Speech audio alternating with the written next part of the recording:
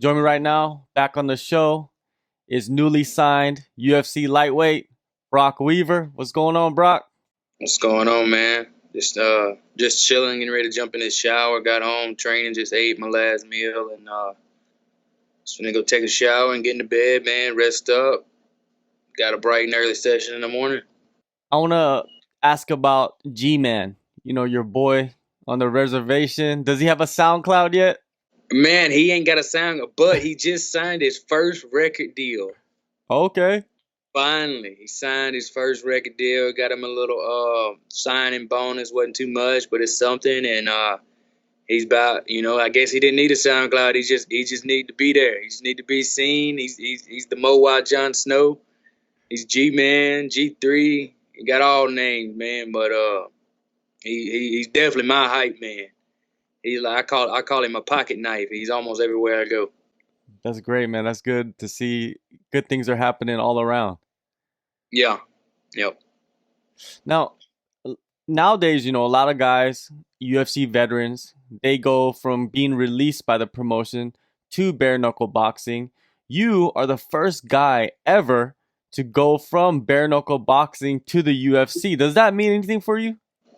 Uh, Not really. You know, I told bare knuckle. I told David Feldman. I said, "Hey, man, nothing against you. I like bare knuckle because I like to box." I was like, but before I decide to ruin my hands a little more than they already ruined, I'm gonna go tackle my first dream, and that was to make it to the UFC. And I'm gonna take it over. And when I get done taking it over, about 4 or 5 years, get me a couple straps around my waist, make a couple money and a bigger name for myself, I'll return to take bare knuckle over. And he said, "Hey, man, go do your thing." So bare knuckle will be around for a long time, and yeah, it's pretty cool, I guess, being the bare knuckle guy go to MMA instead of the MMA guy go to bare knuckle, And but I'll be back in bare knuckle, to crack some heads and some hands and take a couple of titles in that in my weight class. Now, let's go to the Contender series, man. After your first fight was canceled, they rebooked you against Devin Smith. You were the underdog going into that fight. There was a lot of hype, built around Devin Smith. You went in there, did your thing, got the job done. After sitting back and, thinking about that fight, what positives did you get out of that performance? What you mean? Like, Like, looking at the performance, looking at what you did against Devin Smith, actually going up. I believe you were going up a weight class, right? And fighting a guy coming down a weight class and, well, yeah, going over the obstacles. I fought my last couple, last four. Yeah, counting that fight, it was my last four fights at 170. So but I'm 6-0 with a welterweight title in all the fights. I walk around like 188, 185. So I'm still not too small for the weight class, but I am smaller guy, I guess, for 170. But Devin Smith was coming from 185 for sure, and yeah, man, and that was my first. I fought I fought wrestlers, I fought boxers, kickboxers, black belts in jiu-jitsu, but he was the first like D1 wrestler. Like I don't think he was D1, but he was JUCO because he got into some trouble. But he was definitely D1 material. He's wrestled well. He's from Michigan, man. They wrestle him to death up there. He went to Ohio State. He was an athletic running back. He was I've even seen him out wrestle D1 wrestlers like, and he's Rashad Evans, godson. A great wrestler, a known wrestler, a champion. So he was the positive I got was how am I ever. I always wondered how am I gonna match with a really good wrestler that's gonna try to hump me the whole time like Khabib. And I believe that I satisfied my question mark in my head of what I could do with it. I knew the first round I had in my head, I'm gonna lose the first round probably. I'm gonna get took down. I'm gonna get slammed. Can I endure it? Can I get back up? Can I break him? And I did it. And I did it. I did it a little better than I thought I was gonna do it. And man, like I was real nervous going in that fight, and more nervous than any fight. But but as soon as I get under the lights, something clicks different in me. I'm nervous in the back, but as soon as I get out there, it's showtime. I'm a showsman. It's like WWE. I've watched all my life, man, and you gotta market yourself. You gotta feel it. You gotta feel like you're a freaking anime character out there. It's in your own movie, and man, I just it was a blessing that I got to go to the Contender and watch week 1 and get that feel of no crowd, no music, no nothing like that, and really meditate on it 8 weeks of what I'm gonna say, how I'm gonna get myself hyped. I brung G-Man. I knew he was gonna get me hyped. I come out, it was really quiet. I was like, G, where you at? You gotta say something. You can't be quiet in there. I don't care. Like, say some dumb stuff. Stand up, throw something. And he did, man. He got me hyped. We did our salute. I felt it from there. I looked. I saw Dana smiling. I was like, all I got to do is win this fight, and I got it. And it went my way, man. Devin was tough. He was everything I expected, and I was surprised I didn't stop him. He had heart. He dug. He went through adversity in the fight. Both of us did. But yeah, getting to test him is, I might have to fight Khabib one day if he's still fighting. If I can make my way up, and by then, I hope I can put a performance like that and stop his takedowns and hopefully break him and work him. So yeah, I was satisfied, and it gave me a boost of confidence for sure. Now that you are in the UFC, when you train, are you training like you're going to be fighting Khabib every single time? I've been preparing for Khabib since I seen him beat Michael Johnson. Yeah. I saw him beat Michael Johnson. I kind of had it in my head. I was like, all right, if I'm gonna drop back down to lightweight, I'm gonna get to the UFC. It's gonna be in the next year or two, and I gotta start preparing for that. So I do a lot of wall work. I've always had great takedown defense. It's always been one of my great attributes. When I trained in Miami and MMA Masters, we had a lot of good black belts and collegiate wrestlers always wrestling on us and sparring, and I believe that helped my takedown defense a lot. Even when I got took down, I get up good, I get up fast, So I just saw Dustin fight him, and Dustin did a couple of things wrong that I do right in the takedown defense, turning the hips towards the head, making sure you cross face hard, working, and when you get it took down, don't accept it. He went for the guillotine. I got a good guillotine. He almost got it. He could have used it for a sweep instead of trying to finish the submission. Don't burn your arm out on the submission. Use it for a sweep and get up, create a scramble. There was a couple of holes I saw in Khabib's game. Going backwards, taking punches, kind of got rocked.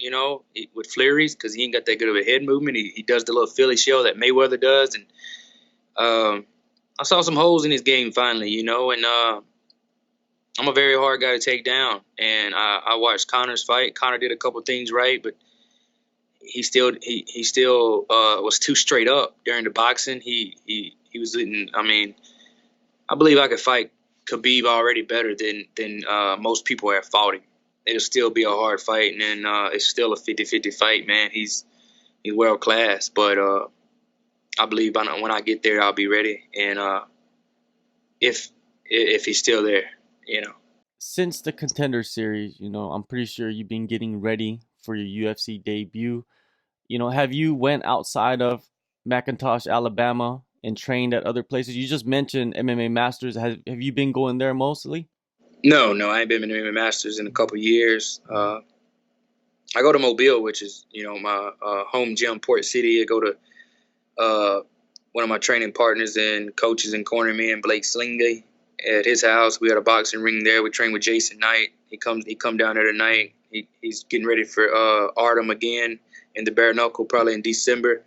So we always training, but it ain't far, and nothing more than a 50, 60-mile drive, Yeah, and I go to a couple boxing gyms and stuff around, but nothing too far right now. Might go to ATT after this fight, have some fun over there.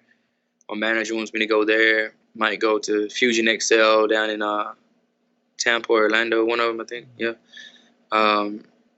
Yeah, I'm gonna go to my boy Impa to come off the Contender too. I was gonna go to South Carolina and train with him.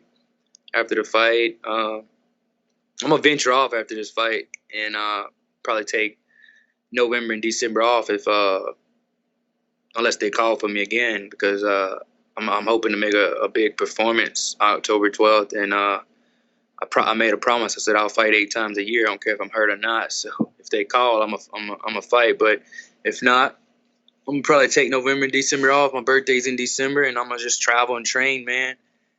I like to go out there to Thailand and try that Tiger Muay Thai out for a couple weeks too. You know, just go down there and just get out the country. I've never been out the country, man. So yeah, but for this fight, I'm just keeping it in Macintosh on the hill in the backyard in the mornings. My cardio that I'm doing, my running, my road work, going to my gyms at nighttime. I ain't gonna, you know, they say don't fix what ain't broke. So I'm on a 7-fight win streak with this routine. So I'm gonna keep it like it is right now. No doubt, man. Well, your first fight, UFC, Tampa, Florida. I don't think it's very far from your home. You know, you're taking on Thomas Gifford. You know, what are your thoughts on him as the opponent to make your debut against? I feel like it's a good matchup. He likes to stand and bang. He likes to box too. He's a crafty on his back, but that's if people put him there. He's got a good guillotine. I got a good guillotine. Somebody could get guillotined, you know, if we drop our neck and give it to each other, but I don't think we are. He knows I got a good guillotine.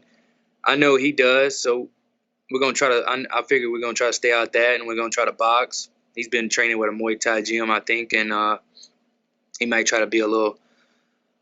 He knows I like to come with the pressure, and he likes to come with the pressure. So I think whoever's gonna meet in the middle and first and apply the pressure is you know, gonna get the better of the fight. I'm a fast. I definitely know I'm faster.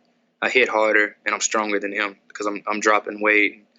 I'm walking the fight probably 75. You know, he probably walking at 65. He's a skinny guy, but he's tough, man. You know, you can't ever put tough people out. You know, Conor come in on Nate, beat him up real bad, gassed out, looked for the finish too early, gassed, and Nate's and durability got him. You know, so I'm gonna keep it smooth, crisp, apply the pressure, stay calm, don't force. I ain't gonna force the finish, but if the finish is there, I'm gonna get it. But man, me and him, I look for a fight of the night bonus or knockout of the night bonus, you know. And you know, he's a Jesus follower too, man. I am too. So I believe they put the both Jesus dudes in there to beat each other up. So I mean, I think the real winner could be God, you know. In this, win or lose, man, God's gonna get all the glory. And I'm gonna pray with him before, and I'm gonna pray with him after. But when we in that cage, it's game time. You spent the last couple fights at welterweight. Now you're going back down to lightweight. What makes lightweight the most optimal weight class for you? I would say, well, it's really my manager. They want me to go back down to 55 before I come back to 70 in the UFC because they got some big 70s in the UFC. And like I said, I ain't too small, but I am a smaller 70. They said we could we can get some 70 fights in the UFC, but it'd be like late notice and it'll be matched to my skill set. Definitely ain't gonna try to get in there too many black belts, collegiate wrestlers to try to have a fight like I did in the Contender, you know, or you really a hard fight, you know. I'm try to be managed as best as possible. And but 55, I'm always big, taller, got more reach, heavier.